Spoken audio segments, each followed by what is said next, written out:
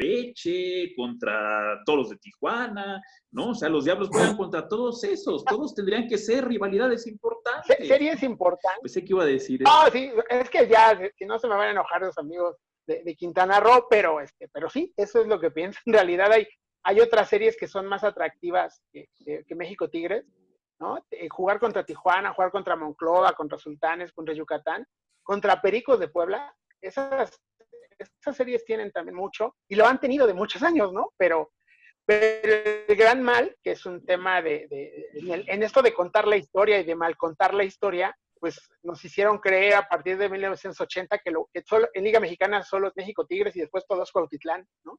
Y ahí están los resultados en las taquillas. Oye, pero Edwin, yo creo que a pesar de tantos años, los Tigres siguen teniendo más aficionados en la Ciudad de México, a lo mejor 3 o 4 más, que los que tuvieron en Puebla y los que tienen en Cancún.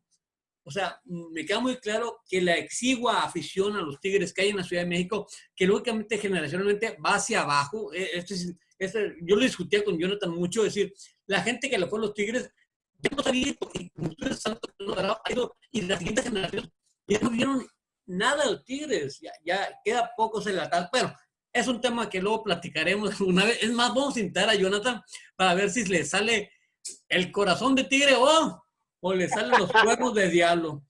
JJ, hoy se anunció algo para mí que es escandaloso, un contrato de 12 años, fíjate bien, 12 años que son un mundo, es casi le compraron el alma a Mookie Betts, los Dodgers de Los Ángeles, para ahora sí asegurarlo, es decir, que no queden en habladas. 12 años, 300 y tantos millones de dólares. Híjole, hace ruido el contrato, hace mucho ruido porque yo no sé, es una pregunta muy retórica si vale o no vale, no. Lo importante es cómo el club hace una apuesta de tanto riesgo, acude otra vez al esquema de contrato multianual que se ha visto en muchos casos que no opera, no funciona, y sin embargo los Dodgers dicen vámonos y nos quedamos con Mookie Betts por 12 años. ¿Qué te parece?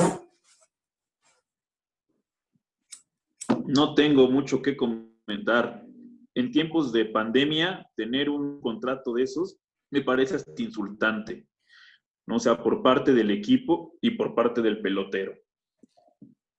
Que además, cuando estás hablando de un país que tiene un esquema donde los impuestos permiten que la gente desempleada se pueda inscribir a una lista de impuestos, una compensación por no tener empleo, y todavía ver que el pelotero quiere evadir ciertos impuestos por un bono de contratación, porque ahorita está viviendo, ahorita su residencia es en Boston, y como su residencia oficial es en otro lugar que no es California, aunque vaya a jugar en California, pues este bono, digamos, se le da al pelotero, es un dinero que recibe en su casa.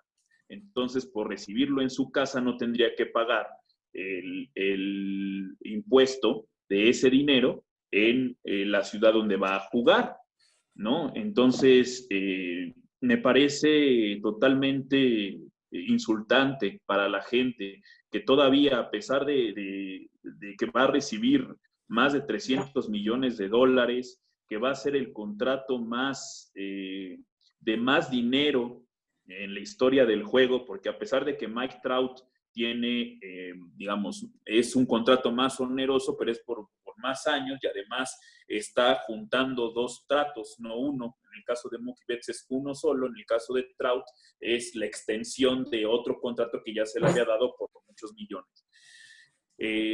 Y que eso pase en estos momentos de pandemia me parece insultante, como decía, ¿no?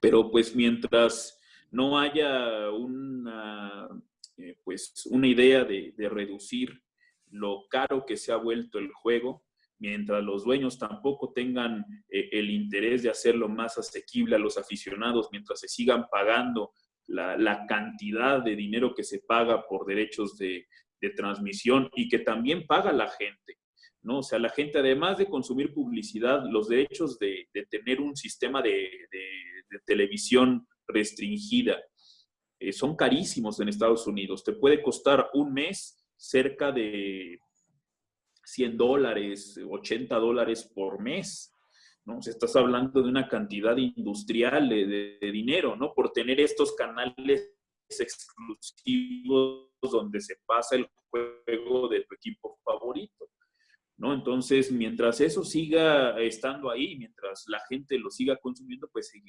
seguirá existiendo esta escalada totalmente grosera de precios, ¿no? Y pues bueno, parece no haber límites, ¿no? Si ya en tiempos de pandemia no hubo una limitación para estos contratos, mucho menos va a existir después, ¿no? Entonces, pues la disparidad y la diferencia entre los equipos va a ser cada vez mayor, porque así como los Dodgers están gastando una cantidad inmensa de dinero y no les importa que paguen tax de lujo y no les importa nada y siguen gastando y dando contratos a diestra y siniestra, pues habrá equipos como Pittsburgh, habrá equipos pues como los equipos de contrato de un mercado limitado, Milwaukee, Cleveland, demás, que pues van a estar compitiendo mientras los contratos y sus granjas se lo permitan, ¿no? Cuando después de eso pase el tiempo, pues ya no van a poder competir.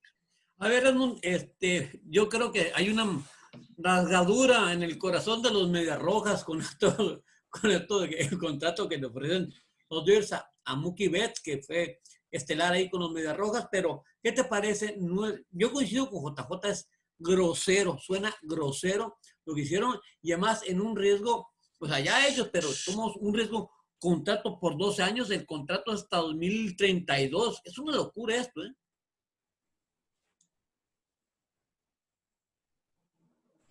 ¿eh? Tu micrófono, Edmond. Ahí estamos, ¿verdad? Sí. Decía que hoy nos parece que nos quieren hacer saludar a varios. Aquí va el saludo para Bobby Bonilla y los Mets de Nueva York, ¿no? En ese tipo de contratos larguísimos, de mucha inversión, de un pelotero que al final termina resultando en un fiasco. Y ese es el gran riesgo que asumen los Dodgers y al que enfrenta también Mookie Betts, pasar a ser de esos jugadores tipo Kevin Brown, tipo, ya decía yo, Bobby Bonilla y muchos otros tantos, que una vez que tuvieron un salario estratosférico y que rompieron marcas, etcétera, pues nunca más volvieron a ser el mismo pelotero, el mismo pitcher que fueron en equipos anteriores, ¿no? Entonces, en ese sentido, creo que tristemente no se aprende la lección, ¿no? Hablábamos que gran parte de la crisis en las negociaciones pelotero-dueño eran muchos temas que estaban debajo de la alfombra y que hacían como que no se veían y como que no impactaban y que hoy pues resultaron bien complicados, como es el tema de salarios o pagar sueldos muy altos cuando no hay acción, cuando no hay afición en la tribuna, etcétera, etcétera. Y de repente te surge este contrato de Mookie que me parece, con todo respeto a todos los beisbolistas, a todos los atletas, o sea, ganar alrededor de 30 millones de pesos al año, de 30 millones de dólares, ojalá fueran pesos, 30 millones de dólares al año, pues ya vemos que no es una actividad sustancial, es una actividad con la cual podemos estar o no estar, finalmente nos gusta, pero pues no estuvo en 4 meses y tampoco pasó nada, estábamos preocupados por otras cosas. Entonces, creo que Major League Baseball no aprende, los Dodgers no aprenden, los Dodgers han querido ganar a base de billetazos y no es la fórmula, los Yankees han querido ganar muchas veces a base de billetazos y sus dinastías son cuando tienen equipos de granja. La última dinastía de los Yankees fue basada en jugadores de sucursales, ¿no? Y ese es el gran ejemplo de lo que se tiene. Kansas City fue campeón a partir de sus sucursales, lo mismo pasa, Cleveland no ha sido campeón, pero igual que Chicago, llegaron a Serie Mundial a partir de un trabajo de sucursales. Pareciera que no se entiende, pareciera que creen que la cartera lo es todo, y bueno, pues el caso de los Dodgers es el más patético de todos, llegando a Serie Mundial y perdiendo, muchos le echan la culpa a Roberts, etcétera. Creo que eso no es más profundo que solo el manager, y que finalmente te lleva a revisar si el dar este tipo de contratos vale la pena, continúa siendo rentable, y mucho más cuando hablas de 12 años. O sea, ya te ligas a un equipo, ¿no? Escuchaba hace poco a Javier Aguirre, quien le preguntaban, oye, ¿por qué no tienes contratos más que por un año siempre? Es como tu política.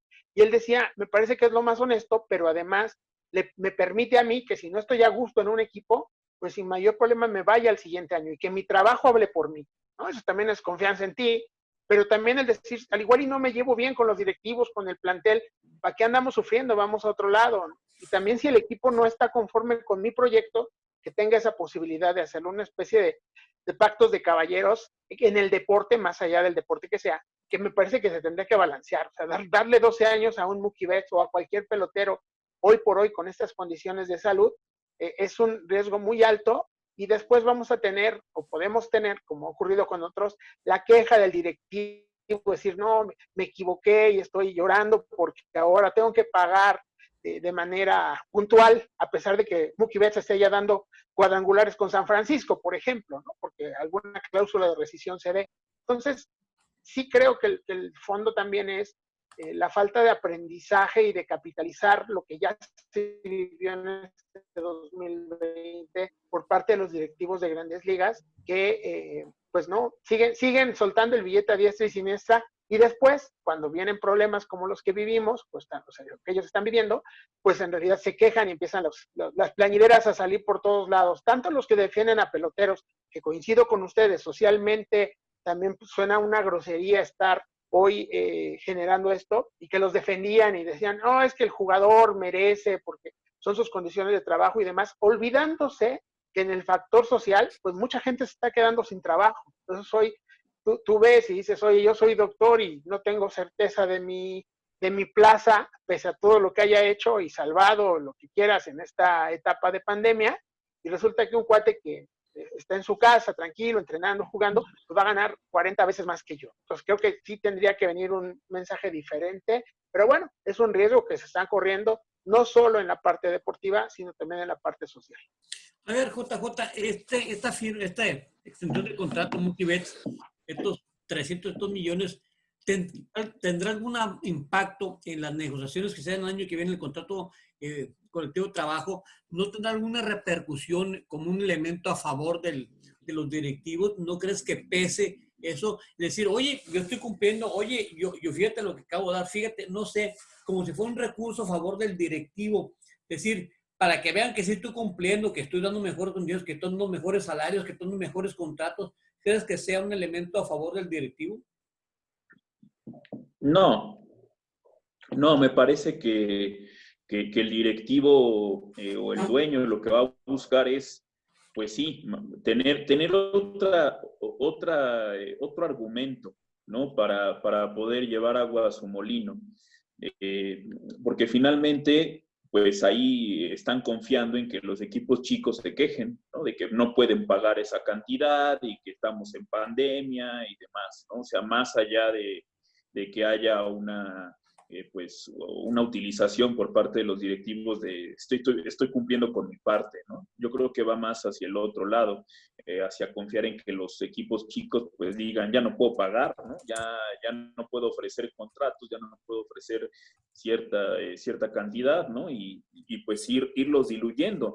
Y aquí, curiosamente, pasa algo similar entre los multimillonarios con lo que sucede en Liga Mexicana. No son dueños solidarios, ¿no? Al contrario, ¿no? Son dueños que buscan a como dé lugar el tener los reflectores, el gastar cantidades industriales de dinero y pues que sean los mismos dueños de la liga, ¿no?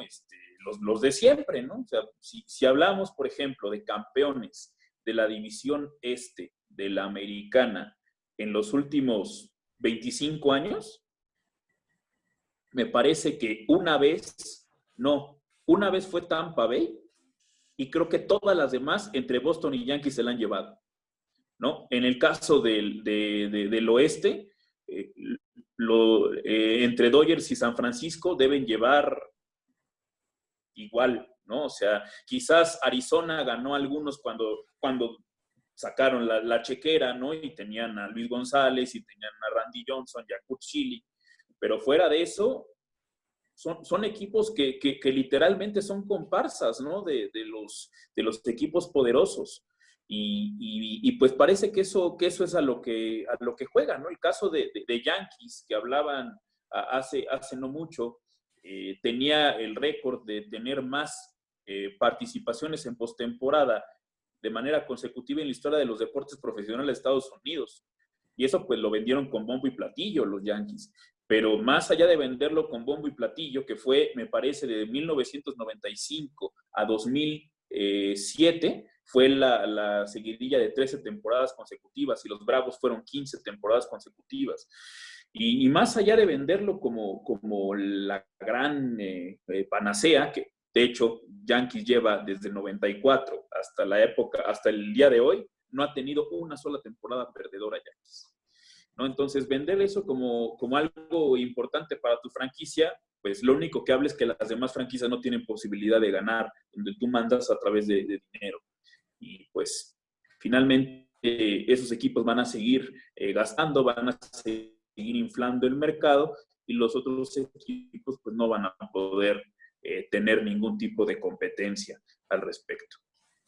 A ver, yo creo que a lo mejor a alguien se le ocurre en la narrativa que haga en los años por venir, hablar de que en alguna crítica diga, es que el béisbol era una generación de ricos, peloteros, peloteros con ansia solamente de ganar dinero, etcétera, poco solidarios con el de abajo, que ganaba poco. Es decir, como que hay una brecha, que está abriendo una brecha entre los privilegiados que pueden ganar mucho, por no hablar de clubes, hablar de pelotero, del pelotero que se lleva 30, 40 millones de dólares al año y el pelotero que gana el mínimo, que son $500,000 de dólares. Entonces, ¿no crees que pese eso en el ánimo del pelotero? Hoy sin aficionados en estadios, ¿no? Pero viendo que esa generación suya puede ser recordada como esa generación de ricos, de deportistas echados a perder por la lana y, no sé, poco entregados, no sé, así como alguna vez, o como se puede recordar una generación de los peloteros dopados, que se habla ahora de los peloteros ricos.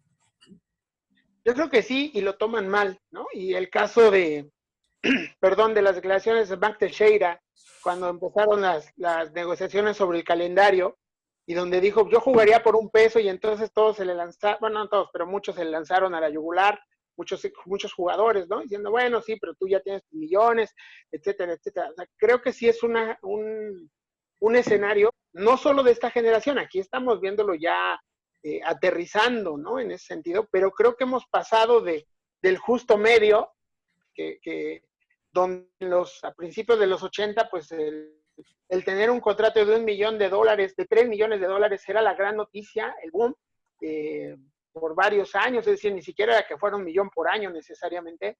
Hemos pasado de eso a que hoy prácticamente el contrato que firmó en su momento Dave Winfield o Fernando Valenzuela, pues son los que hoy ganan los jugadores novatos o los jugadores que no están como titulares, ¿no? Ya no seamos regulares, simplemente los de más abajo.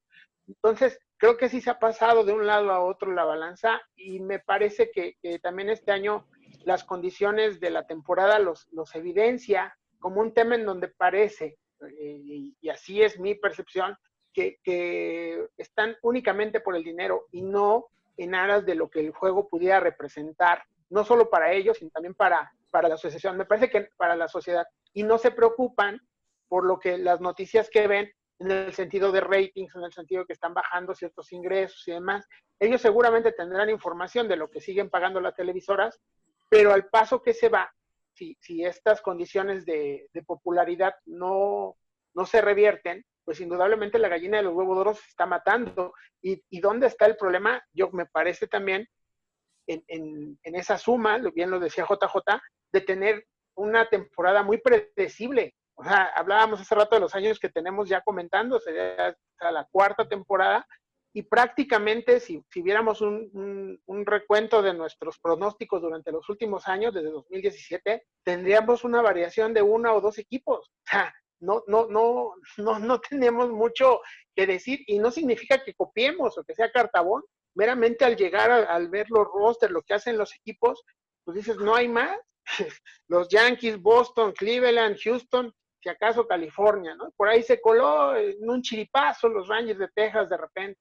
Y del otro lado, ¿quién? Washington, Filadelfia, Atlanta, San Luis, Cachorros de Chicago, los Dodgers de Los Ángeles, Gigantes de San Francisco. Y el chiripazo fue Milwaukee y cualquier otro que me diga, ¿no? Pero entonces, si no se dan cuenta de que eso va a matar a la gallina de los huevos de oro si no copian el modelo de otras ligas que lo que están haciendo es intentar balancear y que no haya ese desequilibrio tan notorio entre equipos ricos y pobres. Hay quizá otro desbalance, ¿no? En NFL, por ejemplo, el balance no es dinero, pero quizás sí favoritismo o cierta tendencia a algunos equipos. Saludos allá a los Mediarrojos de Boston y sus vecinos, pero pero ese es otro factor distinto y que incluso le da un toque de pimienta a la parte deportiva. Pero si no se dan cuenta de verdad los protagonistas de lo que están generando, al final de cuentas, el béisbol va a seguir bajando en popularidad por mucho que Manfred le quiera poner home run derby todos los días al aficionado nuevo, para evitar que se aburra.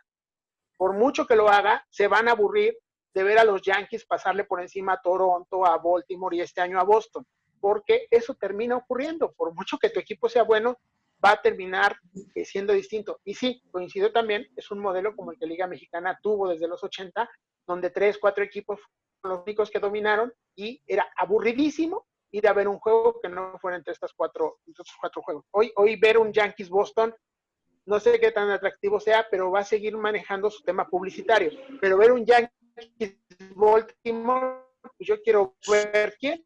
Quizá quien no tenga sueño en la noche y no quiera ver a Roberto Ramos con Corea, ¿no? Sí. Ahora, JJ, el impacto del contrato Mookie Betts con los Dodgers, creo que pudiera ser el motivo de hacer una especie de aspiración para mucho pelotero que va a llegar a grandes ligas, sobre todo latinoamericano. Es decir, no vas a entrar el dominicano, voy a dejar un mexicano porque mexicano no hay mucho, pero dominicana, es decir, dominicana, que el pelotero diga, no, es que quiero llegar a grandes ligas porque quiero ganar lo que gana Mookie Betts, lo que gana Mike Trout. O sea, no hablan de lo bueno, de lo deportivamente excelente que son, sino simplemente que es algo aspiracional, sentido de contrato. Es decir, que dejen de un lado la meta deportiva, mis facultades, la tengo, mis habilidades la tengo, pero yo quiero ganar ese dinero. No hablen de logros deportivos, no hablen de eso, sino que simplemente su meta sea el dinero, ¿no? ¿No crees eso?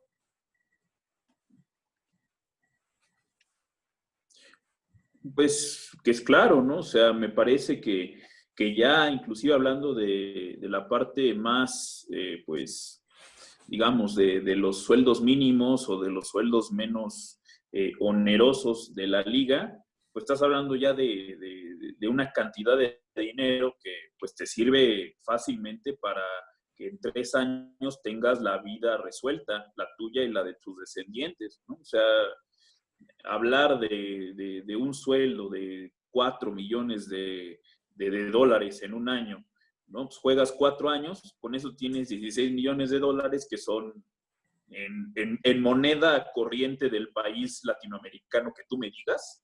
Es una cantidad estratosférica, ¿no? O sea, estamos hablando de 320 millones de pesos, ¿no? O sea, la gente normal como ustedes y como yo, pues algún día aspiramos a ganarnos la lotería, ¿no? A ganarnos algún tipo de pronóstico La y rifa con del no eso pues, avión. cambiaría nuestra vida, ¿no? La rifa, Sí, sí. la rifa del no avión. También, ¿no? También, ¿no? Oye, Y adelante, Edmond. no, nada más decirte, y en ese sentido, un premio normal de lotería es el 10% de lo que acabas de citar, ¿no? O sea, de esos 320 millones.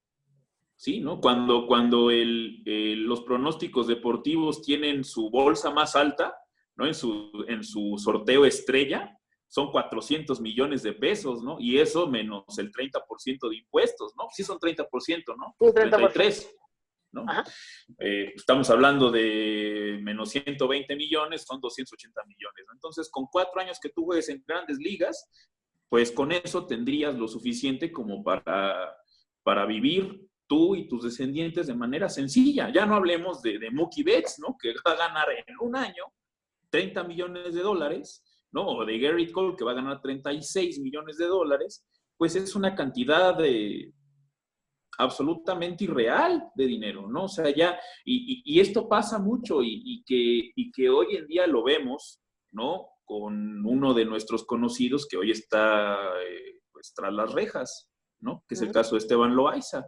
Son peloteros, sobre todo los latinos, que pues literalmente llegan a gastar en cosas pues extrañas, ¿no? O sea, como muchas veces lo hemos visto en la historia, ¿no? Como como forrar su coche de oro y cosas por el estilo, ¿no? Que tienen, porque literalmente no saben en qué gastar su dinero. Y te encuentras que durante su carrera viven en un mundo que no es el mundo que nosotros conocemos, o sea, no es el mundo real, no es la Tierra, no es el planeta Tierra, es el planeta del deportista, donde todo es lujo, donde todo es competencia en cuestión de millones, donde todo es la presunción de toda la cantidad de dinero que tienes, de fiestas, de excesos, de todo ese tipo de cosas. Y el gran problema viene cuando dejan de percibir esa cantidad de dinero, siguen viviendo como si la percibieran, como si nunca se acabara la llave, ¿no? O sea, sigue la llave abierta y siguen llevando a cabo la misma dinámica de vida, ¿no? Y eso los lleva, pues, a que pues, generen una adicción a esos gastos, y al final, pues la única manera que tengan para poder tener esa cantidad de gastos como las que tenían cuando eran pues deportistas profesionales, pues es que se metan en algún tipo de aspecto ilegal, ¿no? Eso por una parte. Y por otra parte, los que se saben administrar bien, nada más imagínense lo que gana un pelotero. Alex Rodríguez hoy en día está ofreciendo dinero para comprar a los Mets de Nueva York. Lo mismo que hizo Derek Jeter hace algunos años para comprar a los Marlins de Florida. ¿A qué me refiero con esto? A que con lo que ganó un pelotero en su carrera, puede comprar un equipo completo, invertir en un equipo completo, para que veamos más o menos lo que significan estos salarios, ¿no? O sea, en algunos años, si se sabe administrar bien Mookie Betts, va a poder comprar a los Piratas de Pittsburgh, o va a poder comprar al equipo que quiera, ¿no? Entonces, ahí podemos ver más o menos lo que significa hoy en día ser deportista profesional, ¿no? O sea, que tú solito puedas valer lo que vale toda una organización completa, con estadio, historia, equipos de ligas menores, roster de grandes ligas, patrocinios, todo eso lo puedes comprar con lo que hiciste en tu carrera, lo cual me parece real. Pues claro, el problema es que los del mundo real son los que lo llevaron a ese mundo, y va a haber un momento en el cual la gente deje de consumir ese mundo irreal porque ya no lo va a sentir como parte de su vida cotidiana, ¿no? Ya no lo va a sentir como algo de literalmente cercano a ellos, ¿no? Y pues simplemente lo va a dejar pasar, lo va a dejar ir, y a ver qué pasa después. En los Globos de Oro deje de darlos. A ver, Edmond, tú lo seguiste de cerca, Mookie Betts. ¿Es un pelotero premier? ¿Es un pelotero, crees que sea un pelotero que marque diferencia? ¿Un pelotero que pues ahora sí haga a los Dodgers campeones? No sé, lo que quiero ver es la dimensión del jugador, en tu opinión. ¿Qué dimensión de jugador es Mookie Betts? ¿Está en el top 3 de la liga? Yo creo que es un jugador muy bueno, pero por sí solo, por sí, no creo que tenga ese empuje. Es decir, con Boston fue la cara de la franquicia en algún momento, pero ya en el Diamante no necesariamente fue solo él, ¿no? Estaba J.D. Martínez, que tuvo una temporada de jugador más valioso también, estaba Bogaerts, estaba Benintendi, tuvo un cuerpo de picheo muy importante, muy profundo. Entonces, creo que a mí me cae muy bien Mookie. La verdad es que más allá de que se haya ido a los Dodgers, me cae bien. Es un jugador que me hubiera gustado que siguiera con Boston, porque en ese sentido también tiene una parte de carisma y demás, pero en el sentido estricto como negocio deportivo, me parece que no estaría siendo el gran jugador, y la contraparte a lo mejor la tenemos en Bryce Harper y Mike Trout, para explicarme un poco más. Pueden ser jugadores con muchas facultades, pero no necesariamente le cambian la cara a la organización. Ellos sí se ven, ellos sí se venden, pero su organización no termina de ser un equipo distinto, ¿no? Es decir, los angelinos de Los Ángeles pues, siguen exactamente en la misma posición de popularidad, me parece que antes de Trout y después de Trout, y si no ganan, pues así seguirán. Creo que tuvieron algo de más de afición a partir del campeonato en 2002 con Mike Scioscia, pero no más. Entonces, Betts, creo que en ese aspecto tampoco es un pelotero que pueda hacer esa gran diferencia. Y bueno, pues llega un equipo de amplio mercado, de amplia tradición como Los Ángeles, donde pues también va a estar bajo el escrutinio de la prensa, ¿no? Y bueno, han llegado muchísimos allá los Dodgers, incluyendo al propio Manny Ramírez, que no han estado a la expectativa o a la altura de la expectativa de su contratación. Entonces, yo creería que sí va a ayudarle, que sí va a ser un factor para Los Ángeles, pero no lo veo como la cara deportiva del equipo, el que saque la cara en esa novena. Me parece que lo que sí podría ocurrir es que le ayude a gente como Cody Bellinger, por ejemplo, a finalmente pues ya establecerse como un estelar, quizá al nivel de él, ¿no? Y pues tengamos a dos top 10 de la industria de Los Ángeles, en lugar hoy que tienes a un top 10 que es Mookie y quizá un top 15 que es Bellinger. Bien. Ahora, JJ, para cerrar el programa, creo que el contrato para Mookie Betts manda un mensaje. Los Dodgers de Los Ángeles no tuvieron empacho alguno en soltar esos millones de dólares, no tuvieron empacho en soltar, extender el contrato por 12 años. Un mensaje que yo creo que llega en mal momento, es un bad timing para el béisbol, pero es un mensaje finalmente que los Dodgers mandan y que creo que va a ser recibido con la pesadumbre, ojo con la palabra, con la pesadumbre de saber que aún en las épocas difíciles van a decir los Dodgers, nosotros invertimos, sí, pero invierten bajo riesgo, bajo un riesgo latente, de decir, hey, trajiste a este jugador, le diste tanto dinero, lo hiciste por en aras de una ambición deportiva, pero finalmente sabiendo que el negocio da para eso y más. Creo que el mensaje está claro, el negocio está muy por encima de lo deportivo, ¿no? Totalmente. O sea, ya no es el ganar títulos, no es el negocio, sino tener el jugador que más te represente en la parte mediática. O sea, si somos honestos, Bryce Harper, a mí me parece el jugador más sobrevaluado de la actualidad, ¿no? O sea, tuvo 2 temporadas interesantes, ¿no? Pero como desde que jugaba en el high school ya fue portada de Sports Illustrated, pues entonces ya hay que darle muchos millones, ¿no? A mí me parece un jugador, híjole, súper normal, ¿no? Y pues se le ha catalogado como lo máximo, ¿no?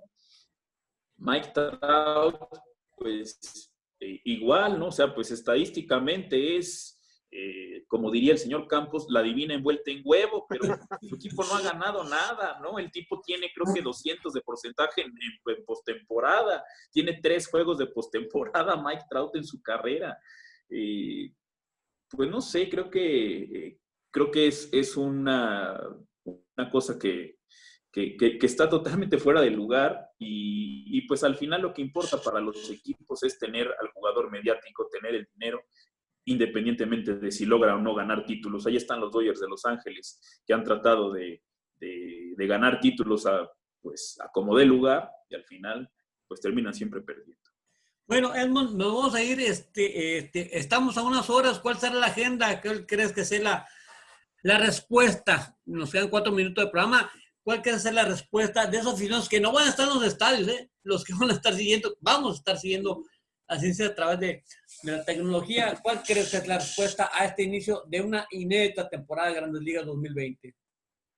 Creo y confío que va a haber buena respuesta del aficionado. Al final va a ser mañana romper esta etapa de no tener deporte grande, ¿no? Prácticamente desde marzo.